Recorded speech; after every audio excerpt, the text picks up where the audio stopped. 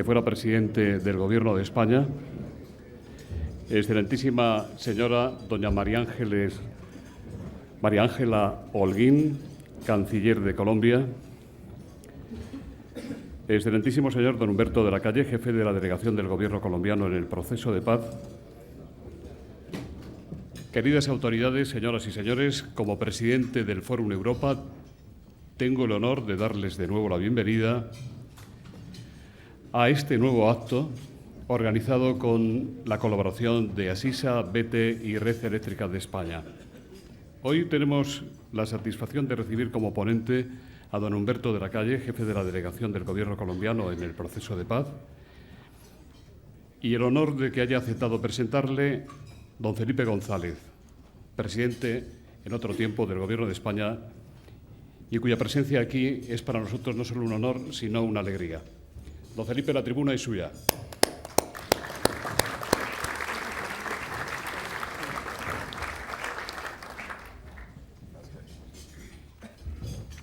Muchas gracias. Bueno, toda presentación es obligatoriamente breve. A mí me encantaría hablar mucho de Colombia, de las enormes posibilidades que tiene y de la gran oportunidad, por primera vez en 30 años de historia, de acabar un conflicto que tiene ya medio siglo. Hoy tenemos la oportunidad, en un ambiente como el de España, en el que hay un creciente interés por Colombia, no solo como país hermano, sino como país lleno de enormes oportunidades de desarrollo y de inversión. Tenemos la oportunidad de tener entre nosotros a don Humberto de la Calle. Se lo presenta como lo que hace ahora, quizás una tarea clave para Colombia y probablemente una tarea clave para su propia vida. Pero verán, cuando Belisario Betancur intentó el primer esfuerzo de negociación en los procesos de paz, en Madrid ocurrieron algunas cosas, entre otras cosas, algunos acuerdos casi cuajaron aquí con el M-19. Don Humberto ya estuvo después en las políticas de reinserción de los que se desarmaron del M-19 para incorporarse a la vida pública. Don Humberto de la Calle también estuvo en las reformas constitucionales que se hicieron a propuesta del presidente Gaviria, fue su ministro del Interior, fue también vicepresidente de la República y fue, que creo que fue la responsabilidad que más le apeteció a lo largo de su vida, embajador en España. Estuvo aquí como el actual embajador algunos años. Tiene un largo recorrido. Don Humberto de la Calle encabeza la delegación del gobierno colombiano en las negociaciones de paz, las negociaciones para acabar con el conflicto que se están produciendo en La Habana.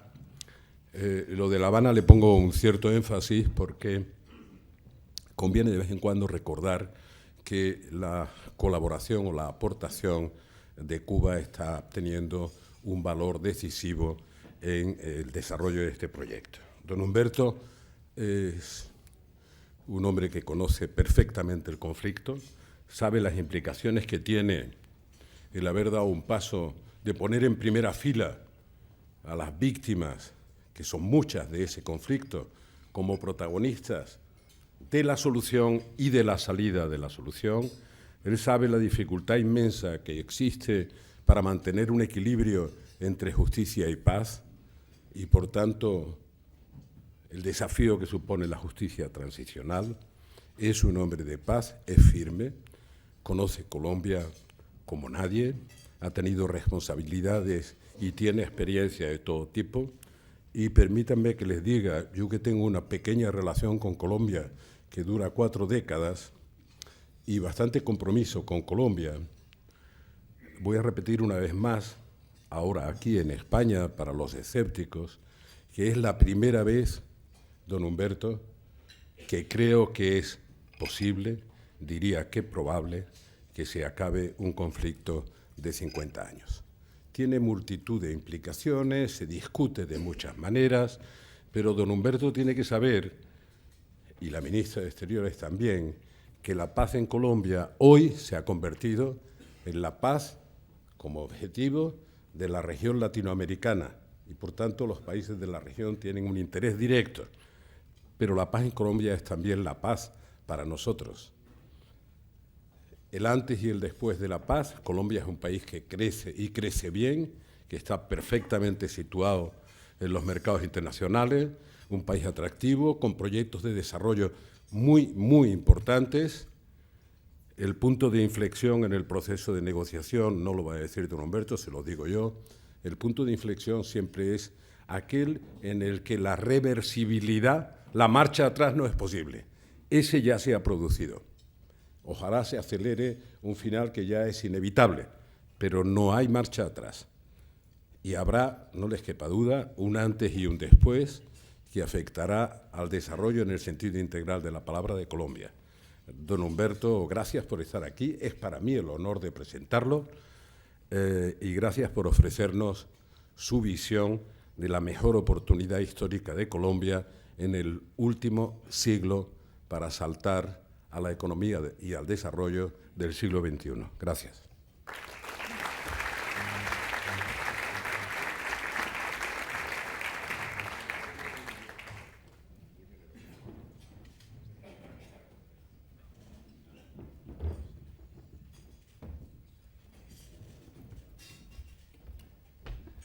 Buenos días, señores. Un cordialísimo saludo a don José Luis Rodríguez. Gracias por su invitación al señor presidente, don Felipe González, a nuestra ministra, a quienes nos acompañan en la mesa principal y, fundamentalmente, a todos ustedes por tener la paciencia y el deseo de venir a escucharnos por unos breves minutos y luego poder intercambiar opiniones, reflexiones y también críticas para las cuales estamos naturalmente preparados.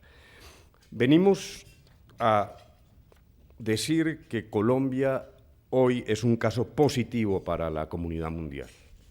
A diferencia de lo que ocurre en Libia, Siria, Irak, en Colombia, como lo ha dicho el presidente Felipe González, están en curso conversaciones destinadas a poner fin al conflicto más largo de América Latina. Si tenemos éxito, Colombia puede convertirse en un ejemplo a seguir. Y de hecho ya han ocurrido cosas inéditas en este tipo de procesos. La visita en tiempo real de las víctimas, cara a cara frente a las partes en La Habana, no tiene antecedentes. Y aun cuando han sido momentos muy dramáticos, también han sido muy vivos y han llevado un mensaje de reconciliación a los colombianos. España ha jugado un rol clave en diversos procesos de paz, no solo en Colombia, en prácticamente todos los procesos ha estado España presente. También ocurrió en la Conferencia de Madrid para el Medio Oriente, así como la que tuvo lugar hace pocas semanas en relación con Libia. Colombia sabe y confía y tiene el apoyo de España en este empeño, que es mucho más que unas conversaciones con miembros de una guerrilla actuante. Es realmente el cierre de un ciclo histórico de violencia en Colombia. En este momento, y ese es el mensaje a la comunidad internacional, lo principal es brindar apoyo a los gestos valientes del presidente Santos, que ha emprendido esta empresa difícil, compleja. Hemos caminado bien, también tenemos al frente enormes desafíos. Ojalá, como dice don Felipe González, hayamos llegado al punto en que el proceso sea irreversible. Creemos que así es y que hay una voluntad del gobierno que merece aplauso y apoyo. Don Felipe González ha dicho algo que para nosotros es muy cierto. Hay una oportunidad real de terminar un largo conflicto en Colombia utilizando los mecanismos del diálogo. Oportunidad real, que es producto no solo de mirarnos cara a cara con los delegados de las FARC durante ya casi 20 meses, no es solo una impresión de carácter subjetivo, proviene también de elementos objetivos que, en nuestro criterio, configuran un escenario propicio para esa oportunidad. Digo oportunidad, no estoy haciendo una predicción, estos son procesos complejos, deberá tener éxito, podría no tenerlo, no quiero tampoco aquí generar falsas expectativas. Pero ¿cuáles son esos elementos objetivos que nos permiten decir que la oportunidad es cierta, concreta, que nunca antes la habíamos tenido? En primer lugar, los mensajes de la región latinoamericana. Es un tema ya de Latinoamérica. Lo que llega permanentemente a las FARC es el mensaje sólido, claro, de que la utilización de las armas en la política en Colombia no tiene espacio, que Latinoamérica no está ya para la toma del poder por las armas y que la combinación de formas de lucha política y armas está vedada. Y lo dicen todos los gobiernos de la región y en particular, y en la vanguardia, gobiernos caracterizadamente de izquierda que envían ese mensaje permanentemente a las FARC. Ya no es este el momento de las armas. Pero no solo proviene este mensaje de la región, también de la izquierda democrática interna, que entiende que ya la utilización de la violencia se ha convertido más bien en un lastre para el progreso de las ideas de izquierda en Colombia. Y yo creo que eso lo ha interiorizado las FARC y por eso creemos que hay un entorno favorable para eso que hemos llamado una oportunidad. Por cierto, debo resaltar el papel de Cuba, Venezuela, de Noruega, de Chile. Como países garantes, Cuba y Noruega han hecho un papel de altamente profesional. Nos han apoyado en todo, desde la logística más humilde hasta un apoyo permanente en una condición profesional, neutral frente a las partes, un trabajo impecable. Venezuela, Chile, Venezuela ha enviado también desde la época del presidente Chávez el mensaje sólido, repito, de que es el momento de lograr la terminación del conflicto en Colombia.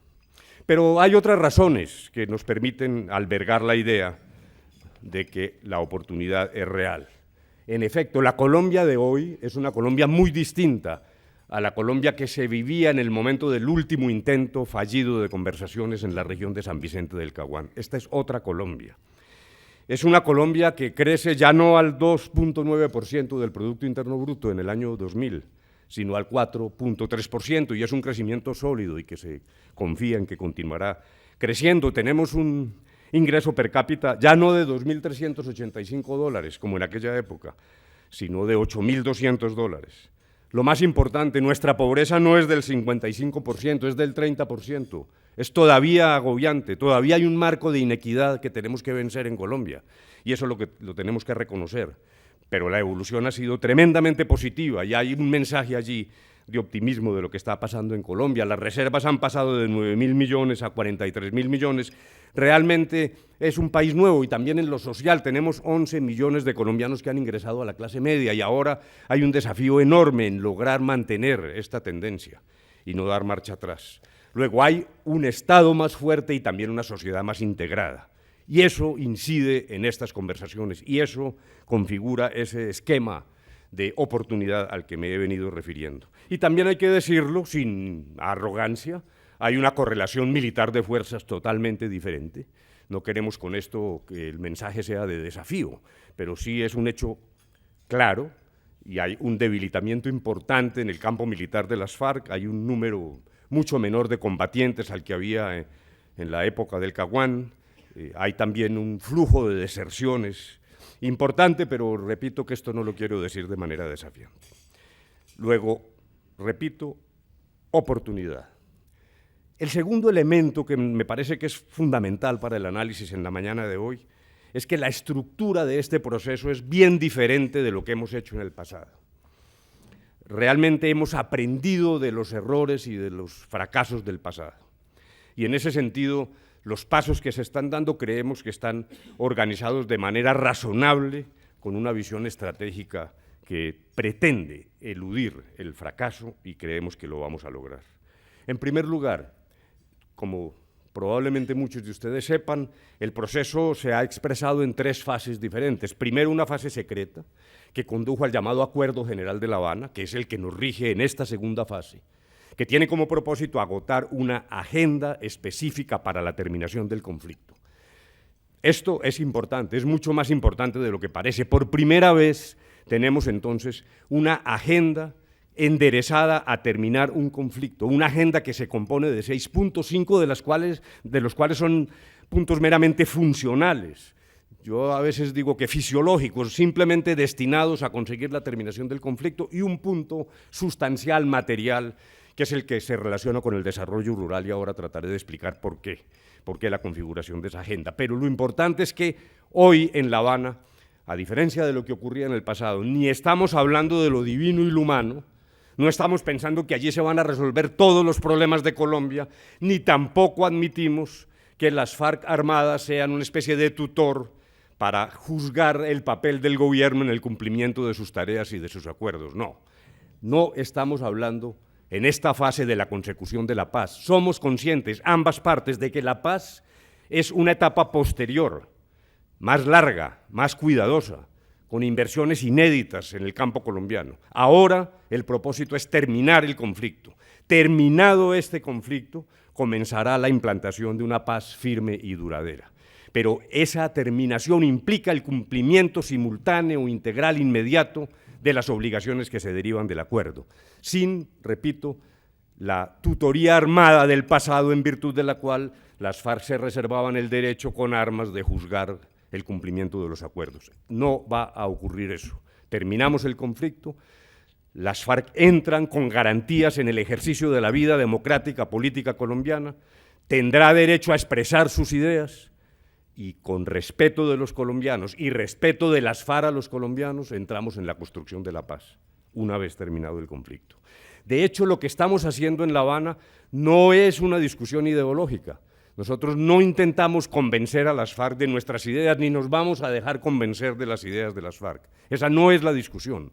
La discusión es cómo, agotando una agenda concreta, terminamos el conflicto. Una agenda que tiene como primer punto el desarrollo rural integral, luego un esfuerzo de nueva apertura política, la superación del problema de las drogas, los cultivos ilícitos y el narcotráfico, el difícil tema de víctimas y justicia transicional, que es el que estamos afrontando en este momento, luego un punto que llamamos fin del conflicto, dejación de armas, cese del fuego bilateral y definitivo, y por último, el sexto punto, garantías y refrendación. Y también quisiera tratar con ustedes el porqué de la refrendación, que es algo que genera preguntas de parte de los expertos.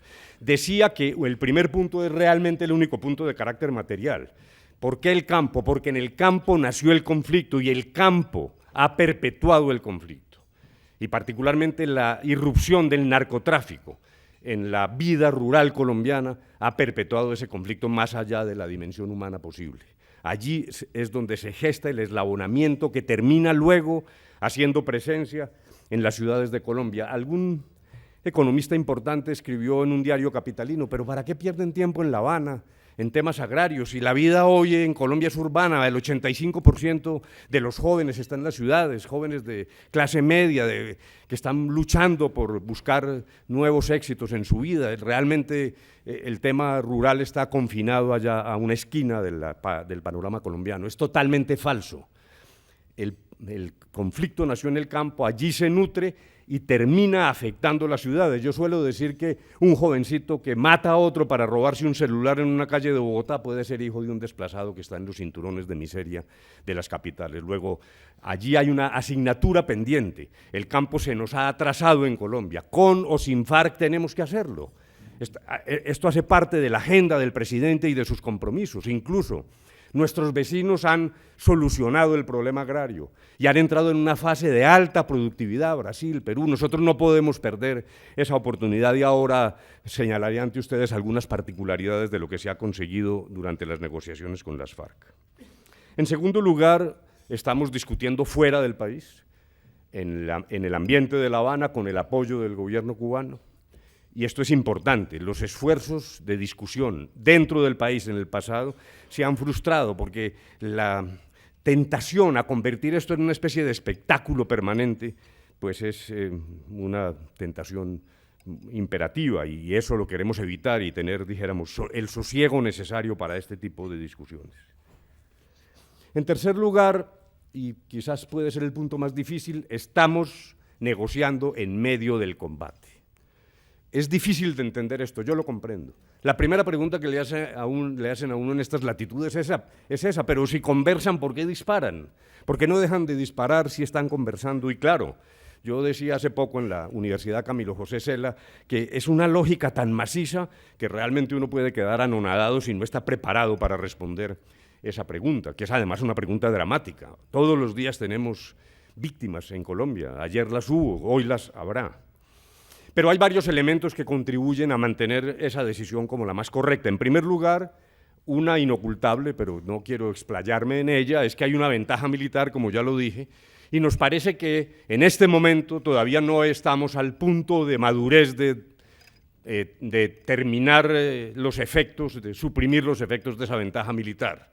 En el pasado, en la época del Caguán, era el gobierno el que pedía el cese al fuego. Ahora ocurre lo contrario, ocurrirá en su momento. Vamos a terminar el conflicto. Lo que queremos no es prolongar el conflicto ni institucionalizar la guerra, sino terminarlo.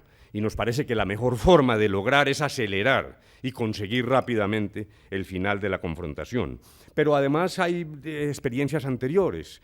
El presidente Felipe González lo narraba ahora. En los años 80 hubo una tregua que fue utilizada por las FARC para ampliar su capacidad militar, para duplicar sus frentes, para copar regiones de Colombia que nunca habían sufrido el flagelo de ese tipo de violencia.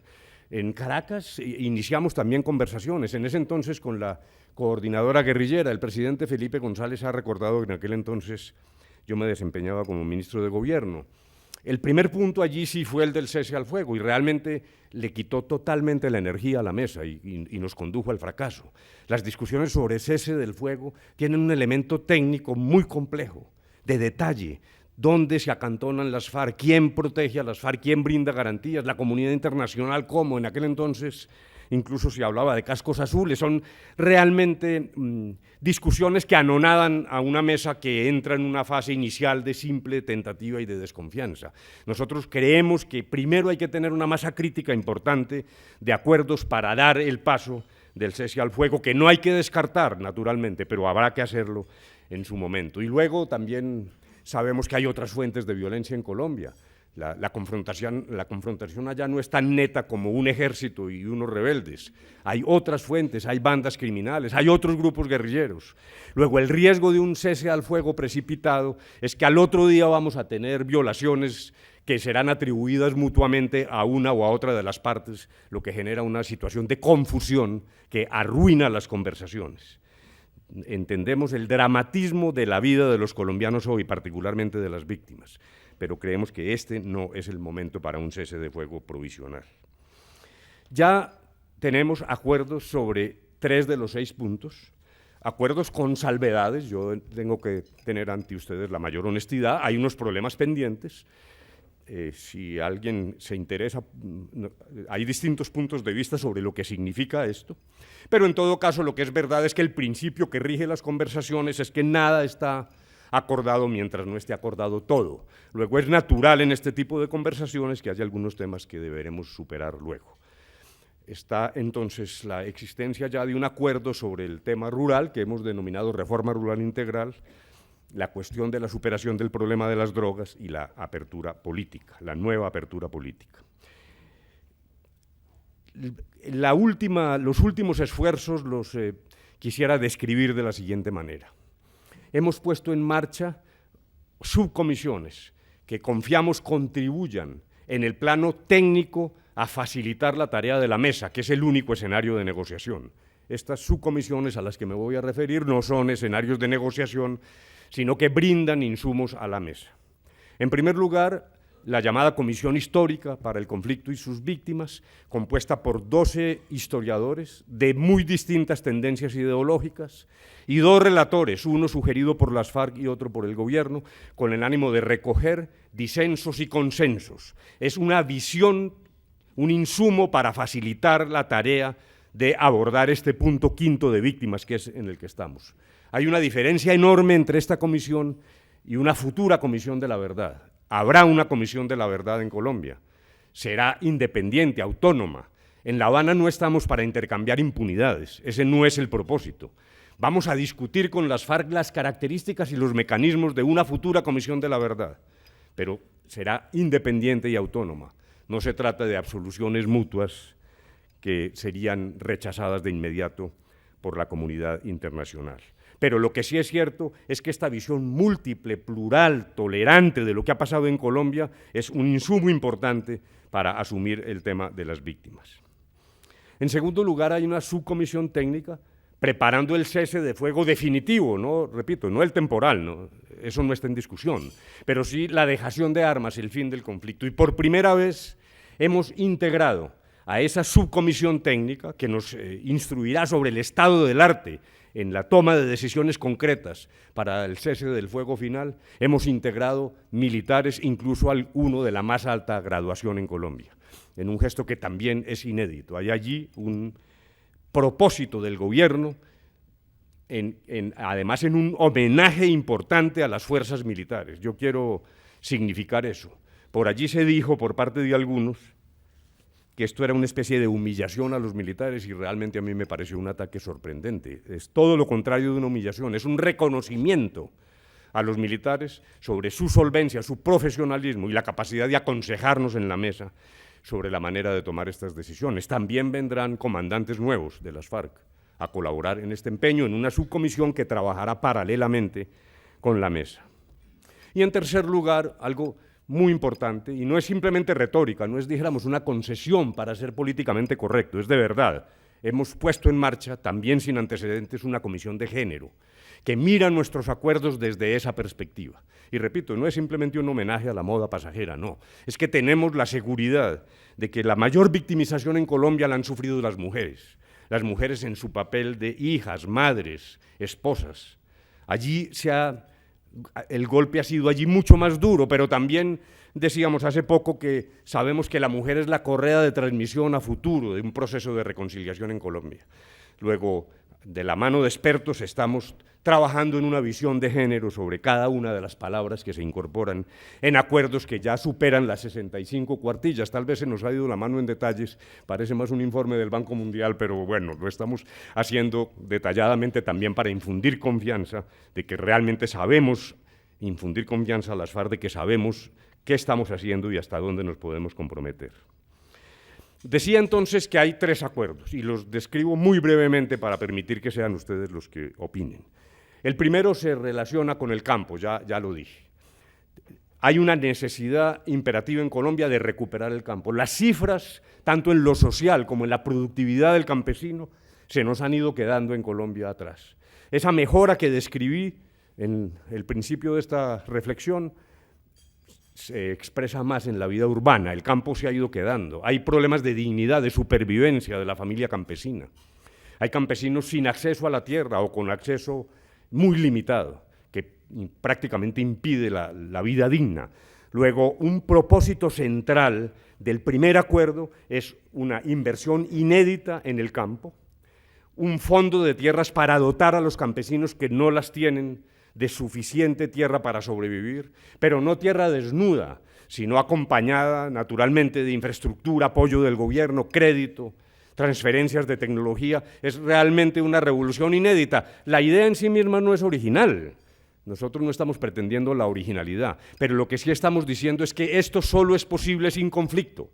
Es el conflicto el que ha impedido muchas veces que estos propósitos de vieja data ahora tomen cuerpo.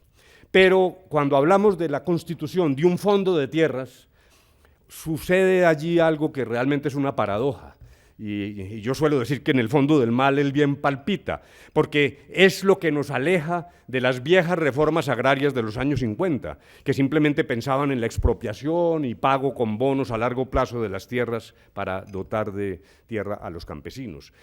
Hay un volumen de hectáreas importante en este momento en manos de ilegales, que el Estado colombiano tiene la obligación moral y legal de recuperar, tierras en manos de narcos, tierras en manos de personas que han privado al Estado de manera ilegal de baldíos que son de su propiedad destinados a los campesinos. Los expertos difieren en las cifras, pero decimos que hay alrededor de 6 o 7 millones de hectáreas para la producción agrícola en Colombia. Y las dimensiones más conservadoras pensarían que hay por lo menos 3 millones de hectáreas para nutrir ese fondo sin necesidad de acudir a mecanismos de expropiación ni mecanismos que pongan en riesgo la propiedad privada, sencillamente, repito, cumpliendo la obligación legal de recuperar tierras, que además son tierras buenas, productivas y en los mejores sitios de Colombia, para no repetir la experiencia de los años 50, cuando mandamos a colonizar, que era la palabra que se usaba en ese entonces, en la frontera agrícola a los campesinos que dejaron en aquel entonces las armas, produciendo un desastre ecológico y también social, que hoy estamos sufriendo en Colombia sus consecuencias. Luego hay allí una enorme oportunidad y también una necesidad, repito, de lograr la reivindicación, esa asignatura pendiente que tenemos con el campo. Pero un elemento importante que quiero subrayar es que las FARC han concluido conjuntamente con el gobierno que el propósito de este punto 1 fundamentalmente es ese, es la recuperación de la familia campesina. Pero el acuerdo admite que también hay otras formas de explotación de la tierra, que exigen una mayor inversión, que exigen incluso superficies mucho más amplias para desarrollos agroindustriales en el sur de Colombia, en la zona que llamamos de la altillanura, para aprovechar en beneficio de Colombia, de su futuro y de su desarrollo, una escasez de alimentos mundial que se prevé y donde nosotros tenemos que ser protagonistas. Y eso lo han entendido las FARC y está allí escrito. Incluso escrito de una manera que para algunos es sorprendente. En un gremio de agricultores les dije esto y mostraron cara de sorpresa. El acuerdo lo que dice es que esas otras formas de explotación se hacen de cara al proceso de globalización que está viviendo el mundo, dicho por un movimiento rebelde, que me parece que allí hay realmente avances importantes. Y también hay que transmitir a ustedes que estas decisiones en torno a la tierra están colocadas bajo la línea conceptual y jurídica de cualquier Estado de Derecho occidental. Realmente no tenemos una sola palabra escrita de la cual nos vamos a sonrojar en el futuro. No hay ninguna concesión estalinista allí, no hay ninguna decisión socializante. Estamos moviéndonos en el Estado de Derecho occidental. Con el ánimo de transformaciones, sí. Con el ánimo de cambiar el campo, sí. Con el ánimo de lograr una revolución inédita en Colombia de carácter rural, sí. Pero incluso con alusiones varias en el acuerdo a la vigencia de la Constitución y las leyes, en el tema de baldíos, en el tema de zonas de reserva campesina. Luego dijéramos que hay una visión territorial centrada en la participación en las comunidades, con las FARC sin armas allí trabajando también para el futuro del campo, pero siempre regidos por esa línea de un Estado de Derecho, sin perjuicio de que las FARC en su paso a la vida civil continúen exponiendo sus ideas y tratando de convencer a los colombianos sobre la razón que les asiste. Esa realmente, como lo dije, no es la discusión. El segundo punto se refiere a mecanismos de apertura política, renovados. En el año de 1991, lo recordó el presidente González, y está aquí Fernando Carrillo, nuestro embajador, que fue estrella en la Constituyente, dimos pasos enormes en términos de inclusión de sectores subrepresentados en la vida política colombiana, propósitos de mayor higiene en el ejercicio de la política. Ya voy, sí, un segundito. Luego, el propósito de abrir nuevamente canales de inclusión en la democracia colombiana no es nuevo, viene del pasado, pero debe ser completado o en ocasiones vuelto realidad. El Estatuto de la Oposición, por ejemplo, se pactó en el año de 1991 en la Constitución y no ha sido desarrollado. Luego hay unas tareas pendientes y unas tareas nuevas, en términos, repito, de un esfuerzo de higiene, de inclusión de la política, de mover los linderos de la democracia. Pero la gran pregunta es esta: ¿cómo se va a hacer eso? Porque, claro, uno oye las críticas que dicen, bueno, pero ¿por qué se sientan con un grupo en armas a discutir sobre la democracia colombiana? Eso suena paradójico y suena inviable. No, lo que se ha pactado con las FARC en La Habana en este tema será desarrollado después, con ellos sin armas y con las demás fuerzas políticas. Son mecanismos que tomarán cuerpo una vez concluido el conflicto en un proceso que incluye a todas las fuerzas políticas y no solo a las FARC. Una democracia más incluyente, convenidos los mecanismos con las FARC, pero que tomará cuerpo en presencia de todas las fuerzas políticas. Y el tercer tema se refiere a la superación del problema de las drogas. Allí se logró un acuerdo donde hay fundamentalmente un fuerte acento en la sustitución voluntaria de cultivos, y en ese sentido hay, dijéramos, una concepción política nueva. La idea en sí misma de sustitución de cultivos no es nueva, pero lo que sí es nuevo es el acento fuerte, lo repito, en el trabajo voluntario en las pequeñas comunidades a base de programas de desarrollo que surjan de la base, que son validados por el gobierno en un programa que depende directamente de la Presidencia de la República para dar el paso hacia la superación del problema de las drogas. El tema aquí central es que algo que impide ese paso es justamente el conflicto.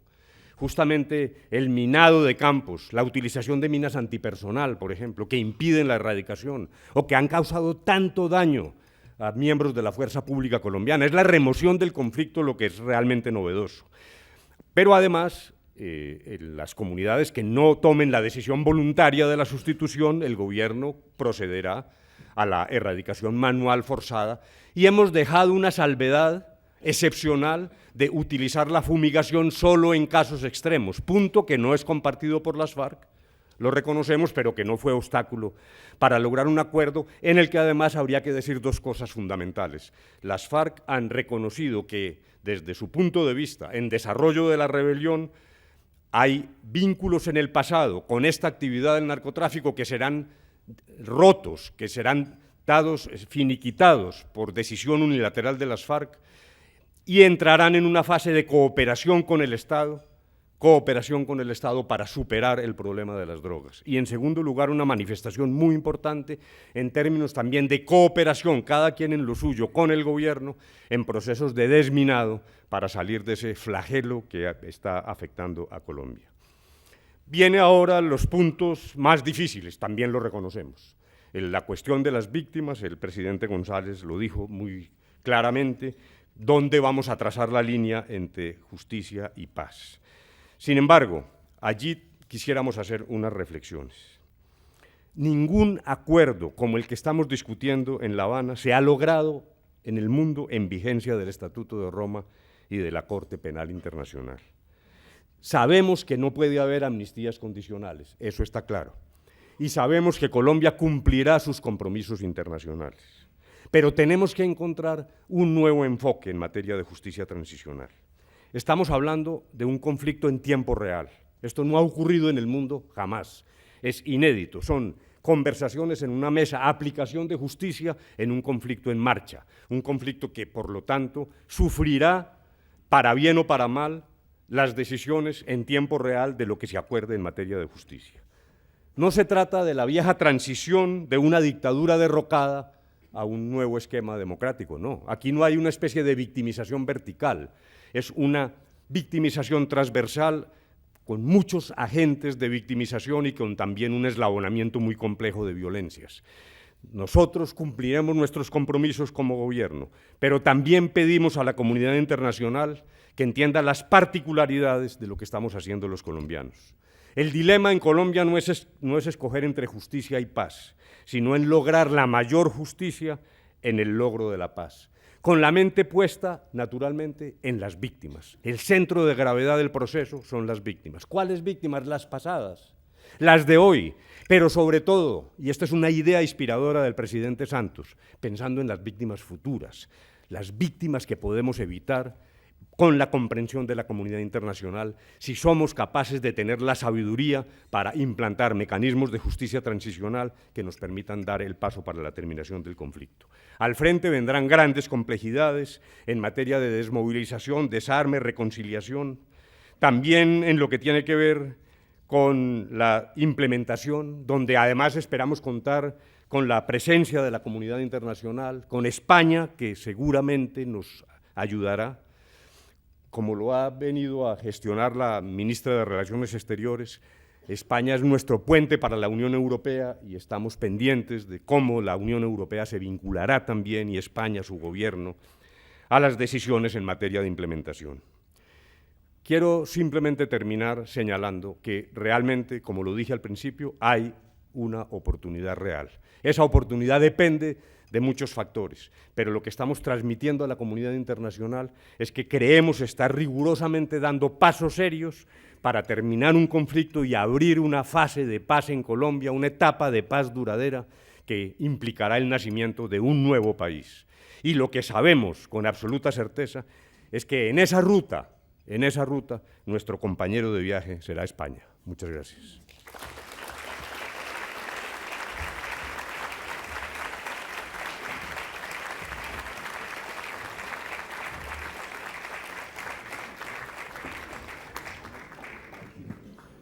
Muchas gracias, don Humberto. Muchas gracias, don Felipe González. Señora ministra, doña María Ángela Holguín, ¿quiere decir usted algo antes de entrar en las preguntas dirigidas a don Humberto? Bueno, muchas gracias y un saludo muy especial al presidente Felipe González, a José Luis Rodríguez y a todos los que nos acompañan hoy. Creo que esta exposición que nos hace el doctor Humberto de la Calle pues nos aclara, y a todos los que tenemos tanto interés en la negociación de paz que se lleva a cabo en La Habana.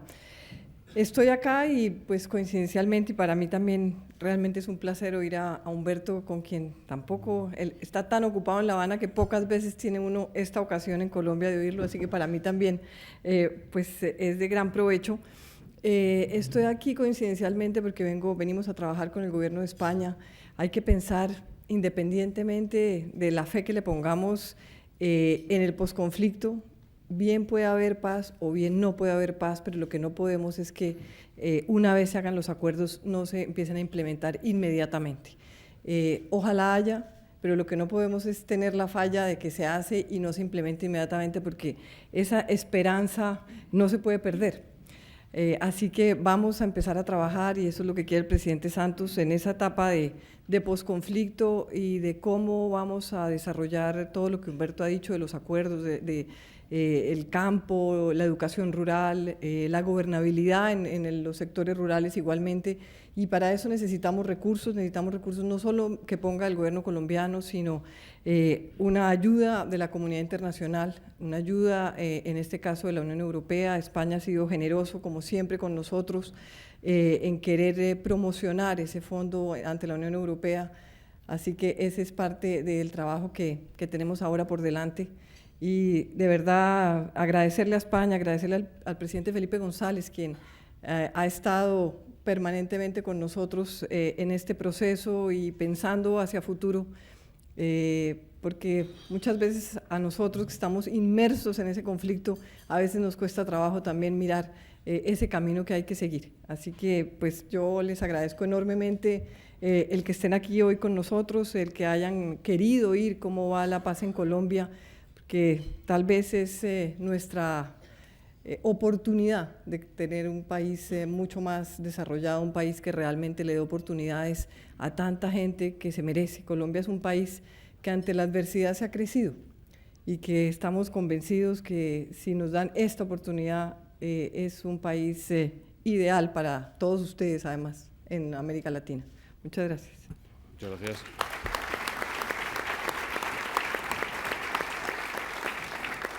Pues empezamos con las preguntas dirigidas a don Humberto de la Calle. Amparo Valencia dice: a principios de noviembre el presidente de la República Colombiana visitará España, de paso a Alemania y a otros lugares, con el propósito de pedir al rey, al presidente Rajoy y a las autoridades europeas apoyo económico y político para la reconstrucción de la zona afectada por 50 años de guerra. ¿Cuánto van a pedirles ustedes? ¿Van a organizar una conferencia de donantes o prefieren hacer la petición país por país? Luis Ayllón, de ABC, dice: más allá del apoyo político de España, ¿qué esperan ustedes del gobierno español para favorecer el proceso de paz o la puesta en marcha de los acuerdos que se puedan alcanzar? Bueno, yo haría una respuesta parcial y yo le pediría a la ministra que también contribuya a la misma. En este momento, como lo dicen las personas que preguntan, la mayor necesidad es apoyo político. Este es un momento de discusiones directas entre las partes, como lo señala el Acuerdo General de La Habana. Y esa es la fase en la que estamos, en asocio de dos países garantes, ya lo dije, Cuba y Noruega, y dos países acompañantes, Chile y Venezuela, que están allí presentes, pero no son mediadores, no intervienen. Las partes estamos haciendo el esfuerzo directo de lograr acuerdos. Pero, como bien lo dice también ese Acuerdo General de La Habana, vendrá un momento de necesaria participación de la comunidad internacional. ¿En qué temas? Primero, en los temas relacionados con garantías. Ya lo dije, el punto sexto. ¿Qué garantías tendrán quienes dejen las armas, particularmente en esquemas de tan largo eslabonamiento de violencias? ¿Qué garantías también tendrá el resto de la sociedad que ha sido víctima y ha sufrido el daño, y particularmente los sectores que ejercen la política, que han sufrido duramente las consecuencias del conflicto? ¿Cómo será el tránsito de la dejación de armas? Todo esto exige presencia internacional, fundamentalmente, repito, en un marco de garantías que todos necesitamos, ambas partes. Habrá también necesidad de una enorme presencia internacional, un poco lo insinué ya, en los temas de desmovilización, reintegración y también de implementación de los acuerdos. La implementación de los acuerdos exige un esfuerzo descomunal, no solo de carácter económico, sino de carácter administrativo, lo cual implica incluso preguntarse sobre la institucionalidad que necesitamos, temporal, para lograr los propósitos de la implementación de los acuerdos. Y por último, como es obvio, también apoyo en términos de presupuestos en los niveles de cooperación que son necesarios para desarrollo de acuerdos múltiples, particularmente en los que se relacionan con el punto 1 de reforma rural integral, que demandarán inversiones importantes. Ya en este momento, el gobierno colombiano, lo dijo ayer la señora ministra, está preparándose para el posconflicto. No queremos decir que ya hay un acuerdo, no queremos que eso se malinterprete, pero lo acaba de decir ella. Tenemos que estar preparados para un acuerdo y hemos comenzado ya en términos de presupuestación, volúmenes de inversión y mecanismos de carácter institucional para el logro de esos propósitos. Entonces, yo quisiera, señora ministra, que usted complementara. Gracias, Humberto. El viaje del presidente ahora en el mes de noviembre, que va a estar en 6 países, iniciando aquí con España, va a estar en Gran Bretaña, en Francia, Portugal, vamos a la Unión Europea y Alemania. Es precisamente lo que el doctor de la Calle decía, es por un lado un apoyo político, un contarle a sus amigos en qué va el proceso de paz y cómo se está viendo esta etapa de posconflicto. Como les decía, queremos estar preparados en el momento en que se den esos acuerdos de paz, poder inmediatamente empezar a implementarlos y que no haya un tiempo muy largo donde la gente pierde pues ese impulso y esa esperanza de que realmente los acuerdos se van a llevar a cabo. Ese es el viaje, primero el tema político, e igualmente ir pensando en esos proyectos, en esos montos, en lo que se va a necesitar para el posconflicto. Usted dijo ayer, don Humberto, que el proceso de diálogo de paz que llevan ustedes a cabo en Cuba será un logro para toda América Latina.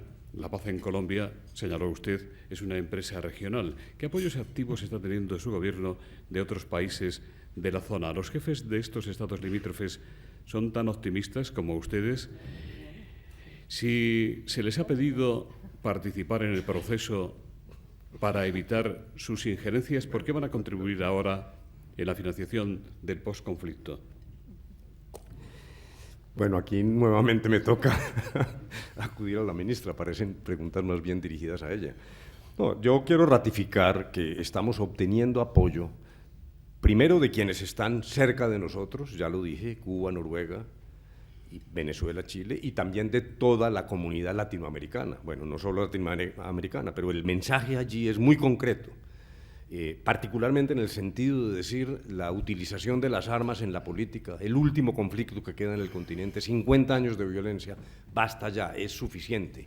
Hay caminos para el ejercicio leal de la política, para una democracia auténtica. La utilización de las armas es un anacronismo y eso se dice en los 4 puntos de la Rosa de los Vientos en Latinoamérica. Ese es el mensaje más importante y yo quisiera nuevamente decir que hemos recibido apoyo desde el presidente Chávez y el presidente Maduro, de Raúl Castro, del gobierno de Noruega, de Chile, que incluso con su cambio de gobierno, sin embargo, mantiene una política de apoyo con la misma intensidad que lo había demostrado el gobierno anterior. Ese es el mensaje central, es ese el que está llegando a la mesa, ese el que copiamos nosotros y el que les llega a las FARC, y nosotros creemos que es determinante. Realmente, el último conflicto de este tamaño, de esta duración y de este nivel de víctimas, realmente escabroso, tiene que terminar en Colombia. Es el momento de doblar una página que, repito, no se limita a unas conversaciones sobre elementos concretos de la vida rural colombiana o de mecanismos nuevos de representación política, es el cierre de un ciclo histórico, es aniquilar un pasado, y eso es lo que nos llega de la región latinoamericana. ¿Suficiente? Sí, perfecto. El exvicepresidente Angelino Garzón, de la República, ha escrito en Twitter que la base para la búsqueda de la paz en Colombia es reconocer el fracaso desde 1964 de presidentes y ministros de defensa en derrotar a las guerrillas. ¿Está de acuerdo usted con esta información? No, lo que ha ocurrido en Colombia, además, en un proceso de profesionalización creciente de las fuerzas militares y de policía, pues es que el Estado ha actuado en defensa de los ciudadanos y realmente ha tenido que hacerlo por fuerza de las circunstancias.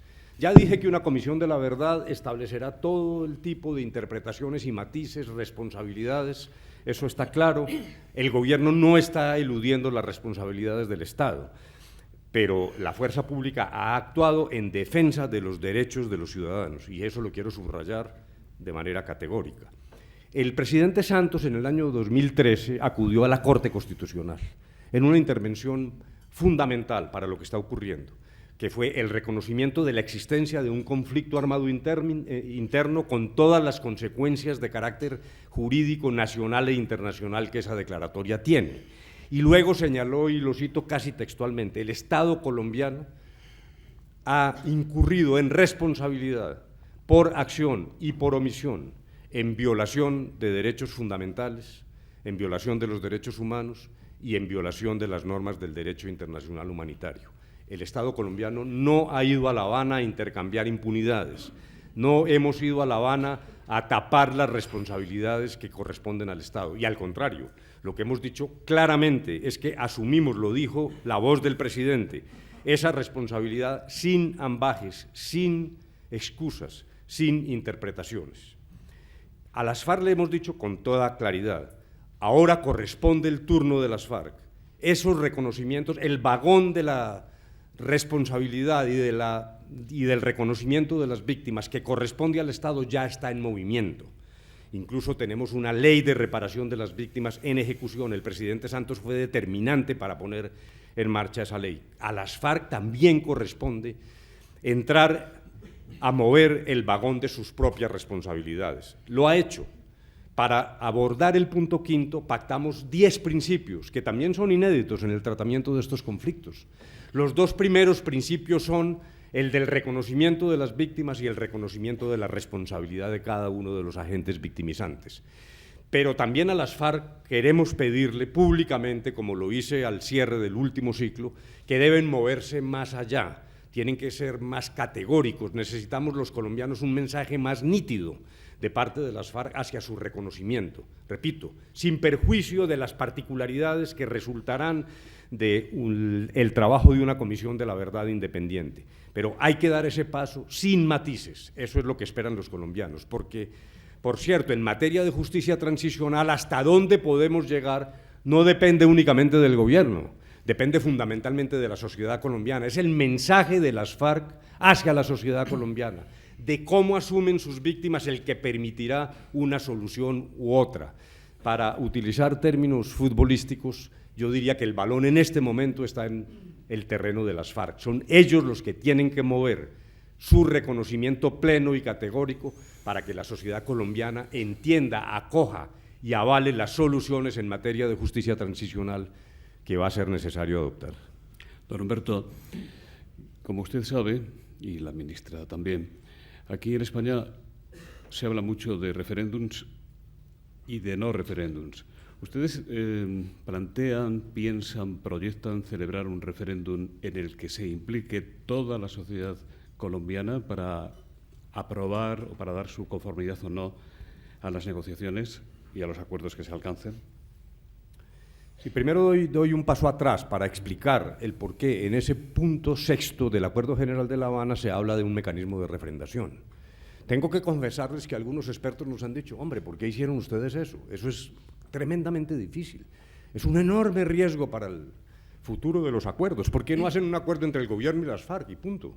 Eso es todo lo que se requiere. Nosotros no estamos de acuerdo con eso y las FARC tampoco. Nosotros creemos que las decisiones que es necesario tomar, particularmente en el terreno de justicia, son dramáticas y también son innovadoras, como lo dije.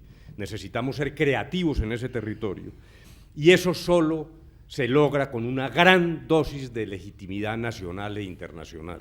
Y esa dosis proviene del aval de los ciudadanos colombianos respecto de lo que estamos haciendo en La Habana. De alguna manera estamos trabajando para un borrador de acuerdo. Son los colombianos los que tendrán que decirnos si ese acuerdo es razonable una vez mirado en su conjunto, con sus concesiones, ventajas, desventajas, claroscuros. Al frente tenemos decisiones complejas, eso no lo estamos ocultando, pero finalmente tenemos que llegar a un punto en el que los colombianos entiendan que esos acuerdos son satisfactorios. Ahora, el método, la herramienta que vamos a usar tiene que ser convenida con las FARC. Allí no vamos a obrar unilateralmente. En el escenario constitucional actual hay distintas posibilidades. Hay la posibilidad de un referéndum, de una consulta popular, se habla incluso de un plebiscito en la Constitución, hay distintos instrumentos. Las FARC públicamente han dicho que prefieren una Asamblea Nacional Constituyente. Como se planteó públicamente por parte de las FARC, pues dijéramos que yo me vi precisado en persona a señalar los inconvenientes de ese que me parece que es el instrumento menos apto para esa refrendación.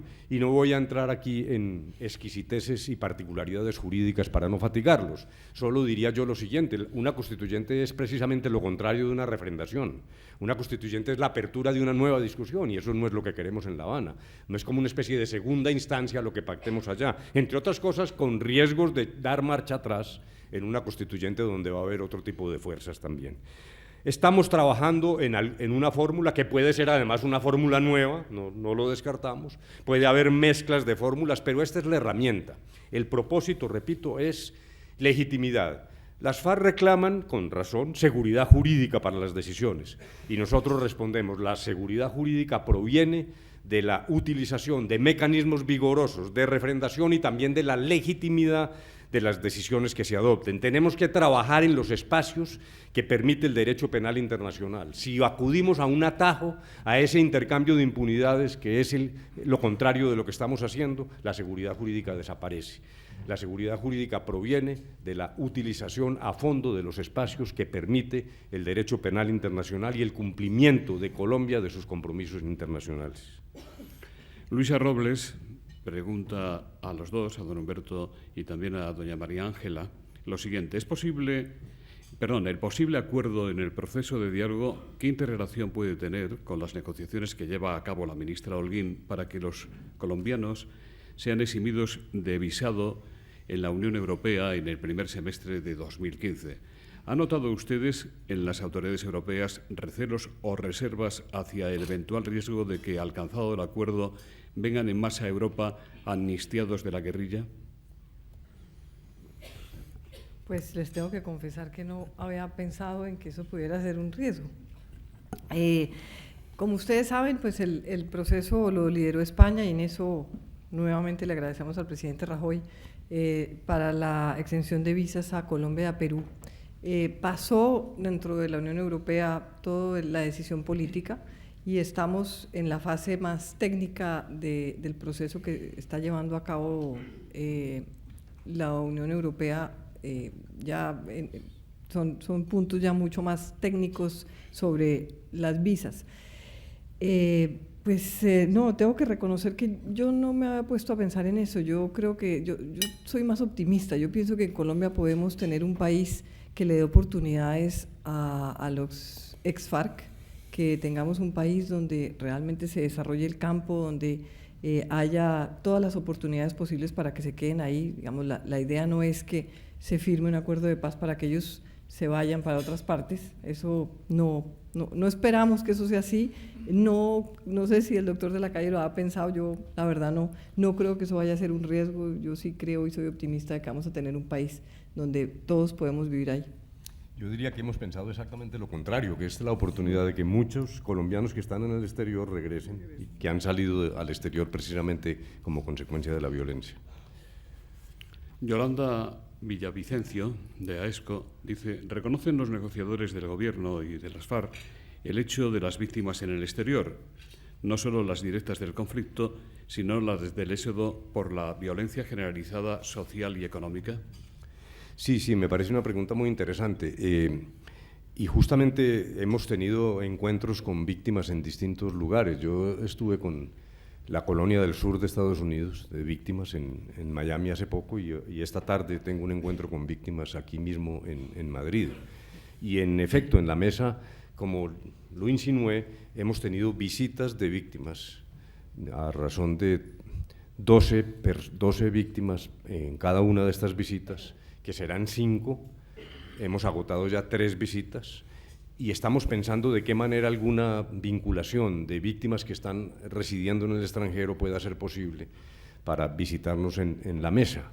Ahora, este es, dijéramos, un escenario de victimización enorme. Siempre escoger, en este caso, 60 víctimas es una decisión dramática y claro, hay insatisfacciones, muchas personas quieren ir, pero también yo quiero agregar que hemos recibido por la página web que ha dispuesto la mesa de conversaciones alrededor de 6.000 propuestas de víctimas sobre la manera de resarcirlas. Y hemos realizado foros de víctimas, hemos realizado foros en cada punto para participación de los colombianos en el territorio nacional. Pero en materia de víctimas realizamos 3 foros regionales y 1 de carácter nacional, con asistencia de más de 3.000 o 4.000 víctimas, donde también hemos escuchado sus narrativas y también sus propuestas. Luego, señora Villavicencio, en efecto, estamos claramente sintonizados con su pregunta en el sentido de que tenemos que tenderle la mano no solo a las víctimas que están en el territorio nacional, sino las que residen hoy en el exterior.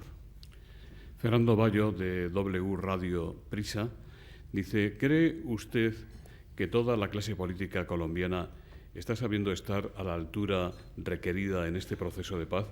¿Siente usted deslealtad por parte del expresidente Uribe? Hay otra pregunta en relación con este tema. El expresidente Uribe está manifiestamente en contra del proceso de diálogo con las FARC. ¿Tiene fuerza, don Álvaro, para sembrar dudas, dificultar el progreso de las negociaciones y, más aún, para desarrollar la aplicación de los acuerdos y la reconstrucción?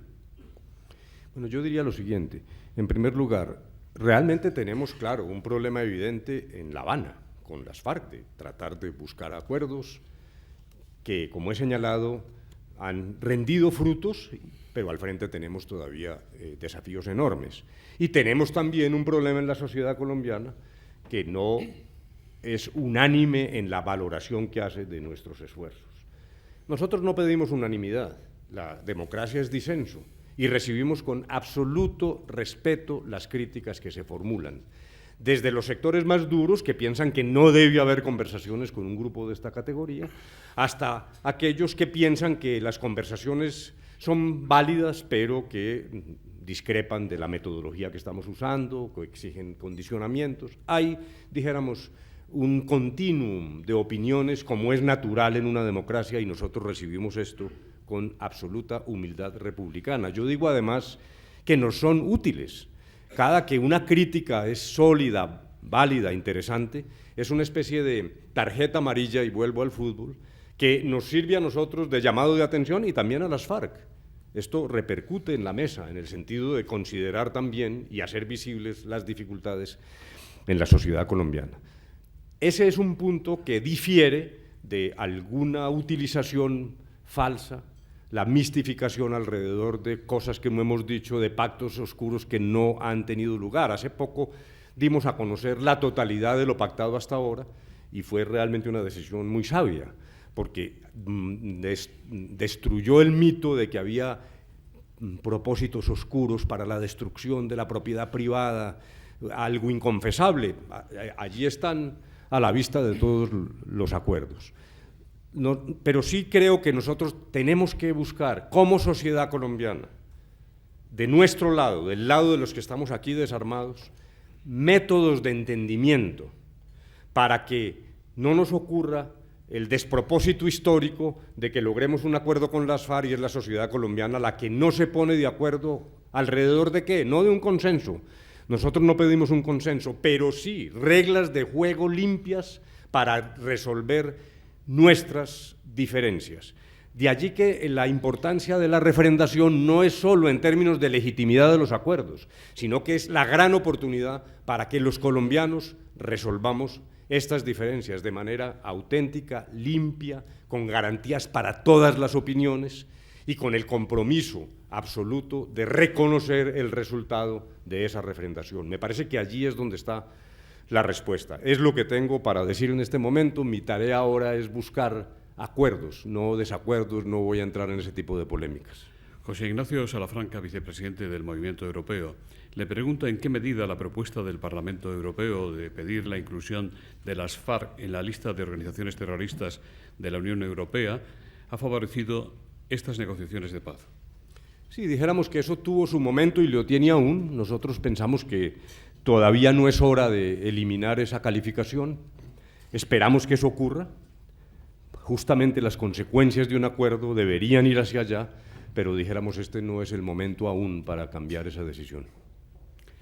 Con su permiso, don Humberto, con su permiso, doña María Ángela, yo quería aprovechar que está con nosotros don Felipe, por si acaso quiere intervenir en algo y trasladarle una pregunta que nos ha llegado. Don Felipe, a pesar de no coincidir el gobierno del presidente Santos ideológicamente con don Humberto, este fue llamado y aceptó el papel de dirigir la negociación del proceso. ¿Se imagina usted que el presidente Rajoy le llamara a usted para presidir una comisión parecida para negociar una salida en el conflicto con y en Cataluña? Esto no lo esperaba.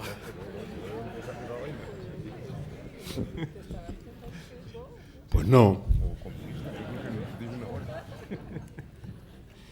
Yo les debo una explicación, no por eso, no me lo imagino.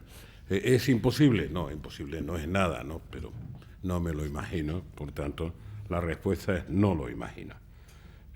No porque no haya transversalidad en España, en muchos casos la ha habido y la seguirá habiendo. Permítanme que, como he hablado de irreversibilidad, quiero decir 3 palabras. Y don Humberto y la ministra, con prudencia, no hablan de irreversibilidad. Yo les voy a decir por qué creo en eso. Verán, la explicación ha sido suficiente y les diré. La justificación, explicación, excusa ideológica de 50 años de enfrentamiento civil ha sido el tema del campo. Y ese tema ya está acordado y está atrás. La implementación será la que sea. Por tanto, imagínense que durante 50 años hay una guerra que se justifica por un tema concreto que ya se ha pactado. El segundo elemento del pacto, ¿cómo lo definiría? La mezcla entre la guerrilla, por llamarla en términos clásicos, y la violencia que genera el narcotráfico. En el momento en que se acepta que hay una responsabilidad, diré, en la erradicación de esa plaga con sustitución de cultivo, se ha renunciado a mezclar, digamos, un propósito revolucionario con un propósito infecto como es el del narcotráfico. Y en tercer lugar, y me parece lo más importante, cuando los alzados en armas, los guerrilleros, los rebeldes, han aceptado sustituir las botas por los votos, se ha producido un cambio copernicano. Una vez que esos 3 acuerdos están detrás, ya sé que ningún acuerdo está al final hasta que no se acuerde todo. Entonces, ¿qué es lo que queda por delante serio? No voy a hablar de todos los puntos. La justicia transicional.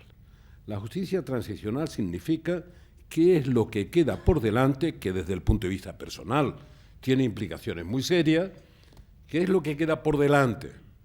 Desaparecida la justificación ideológica, aceptada la responsabilidad y la cooperación en la eliminación del narcotráfico, y aceptado que se cambian las botas por los votos, es decir, que las reglas de juego democráticas son para todos en una democracia incluyente, hay problemas personales, de dirigentes o de los que se quieran. Eso lo digo yo, no lo dicen mis amigos colombianos.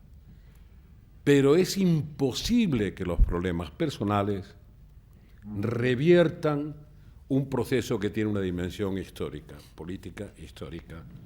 Por tanto, creo que estamos en un punto de irreversibilidad. Y lo que deseo, ministra, y lo deseo, don Humberto, es que los acuerdos se firmen cuanto antes para entrar en lo que llaman la construcción de la paz. Yo sé que hay un tema fundamental. Imagínense, aquí hay juristas, incluso magistrados. Imagínense que un juez de un tribunal penal internacional se encuentra por primera vez desde que existe el Tribunal Penal Internacional con la necesidad de evaluar, de juzgar un conflicto vivo.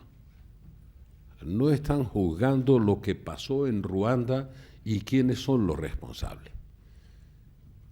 Se van a encontrar con la responsabilidad de juzgar cuánto grado de justicia inevitable hay que aplicar a los responsables múltiples y cuánto de ese platillo de la justicia podría llegar a hacer imposible que la justicia a futuro de las nuevas generaciones no llegue. Por tanto, debajo de todo eso hay una especie de reconciliación que explica, además de la brillantez jurídico-política con que lo hace don Humberto, explica la necesidad de que haya una ratificación. Y no hablamos de España, estamos hablando de Colombia, no hablemos de otras cosas. Muchas gracias, don Humberto. Doña María Ángela, ¿quieren ustedes decir algo o ya se ha dicho todo?